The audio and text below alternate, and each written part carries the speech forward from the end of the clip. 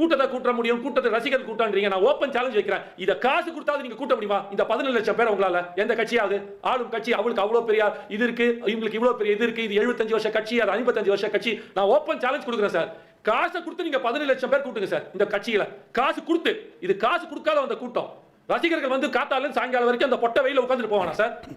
அந்த அவங்களாம் ஓட்டு போட மாட்டான். ரசிகர்கள் கூட்டமாக இருக்கலாம், ஆனா வாக்களிப்பார்களா சார்? இன்னைக்கு ஒருத்தன் ஒரு நிமிஷம் செலவு பண்ணா கூட, இன்னைக்கு இருக்கிற காலத்துல அம்மா கிட்ட பேசினா கூட நீ வாட்ஸ்அப்ல மெசேஜ் அனுப்புமா, நான் உனக்கு ரிப்ளை பண்றேன்னு சொல்ற காலத்துல பெத்த தாய்கிட்டயும் அப்பா கிட்டயும் தங்கச்சி கிட்டயும் அண்ணா கிட்டயும் குடும்ப உறவுகிட்டயும் அப்படி இருக்கிற இந்த மெக்கானிக்கல் சோ கால்டு மெக்கானிக் லைஃப்ல இப்படி இருக்கிற காலத்துல ஒருத்தன் முன்னாடி நாள் நைட்டே வந்து உட்கார்ந்துட்டு சார் நான் களத்துல இருக்கேன் சார், 6 நாள் அங்க இருக்கேன், அங்கே தான் பேசிட்டு இருக்கோம் நாங்களும், 6 நாளா திருவிழா மாதிரி மக்கள் வந்து பார்த்துட்டு போறாங்க.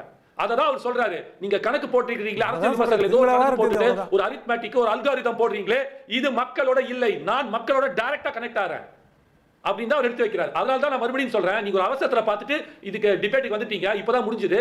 மீண்டும் ஒரு முறை பாருங்கள், உங்கள் மனசாட்சிக்கு அது என்ன உண்மை எது பொய்ன்றது உங்களுக்கே புரியும் தான் நான் சொல்ல வரேன்.